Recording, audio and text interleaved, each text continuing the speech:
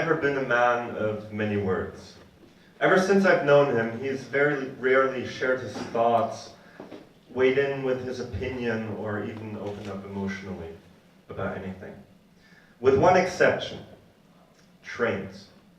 My grandfather loved trains. He was an absolute train nerd. Ask him anything about trains, and his eyes would light up in anticipation of the conversation to follow.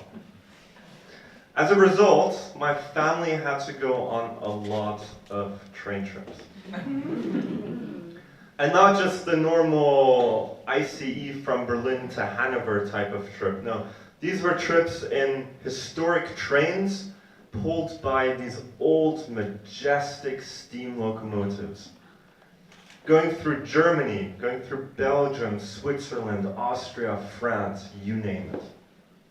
And there's one of those trips that I remember quite vividly. And that's because that time, my grandfather was the train conductor.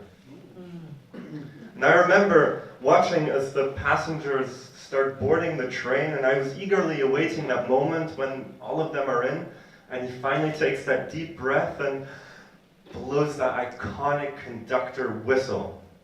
And slowly the steam locomotive starts huffing and puffing and moving its giant wheels. And the platform would just move away to the side. And I remember I looked out the window and I saw one man holding his dog's leash in one hand and waving goodbye to a loved one, just standing there happy with his blue shirt. And the train continued, and we went through a very scenic route. We went past lakes where sailing boats were diving through the clear blue. We went through tunnels underneath large mountain ranges and emerged next to wide open fields before at some point returning, tired from all the excitement, to our long forgotten origin. 3 years ago, I found myself standing at that exact same platform. The man holding his dog's leash, still in the exact same place, but this time covered in a thick layer of dust that spread across the entire model railway.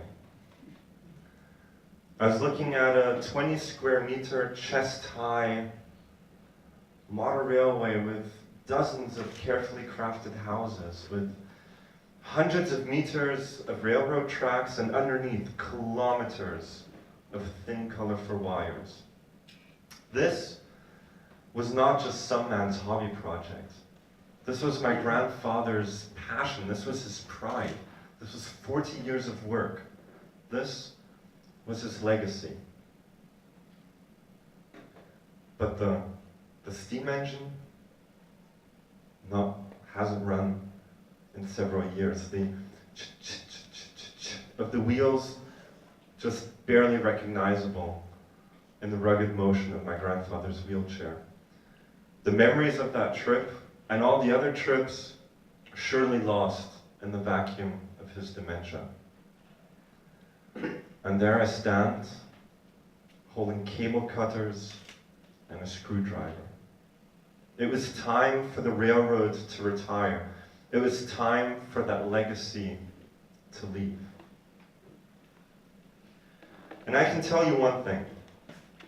It's difficult taking apart something that has so many complex parts to it. But the most difficult material to tear apart is time.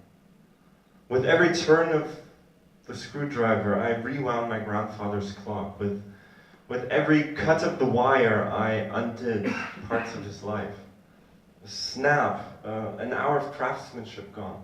Snap, a month of joy and excitement gone. Snap, snap, snap, the work of 40 years reduced to pieces in nearly 7 hours. And in the first few hours, I kept thinking to myself, what if he knew that we were taking apart his pride? What if he knew that his entire life work was destroyed on one single Sunday? And I felt guilt With every part I took apart, with every part I threw away that we threw into the trash. But then I realized something important. I looked closely at the ingenuity that was put into this project. How, for instance, the switch, like electrical switch, would turn into the mechanical movement of signals next to the track indicating whether the train can go through or not. And this was all handmade by him, each custom-made part. And that's when I realized that the real value for my grandfather was never in the result. It wasn't in what we took apart that day. The real value was the moment of making. It was the crafting, it was the problem solving. It was the mechanical and engineering ingenuity that went into this. It was the 40 years of building, not the one day of destruction that really mattered. And so, as grey and as bleak as the coals in my grandfather's engine seemed to me at that moment, I knew nothing could burn as well as the fire that he felt when he created that. And no matter how many wires I would cut, and no matter how many screws I would undo, nothing would ever take away the trips that I had with my grandfather.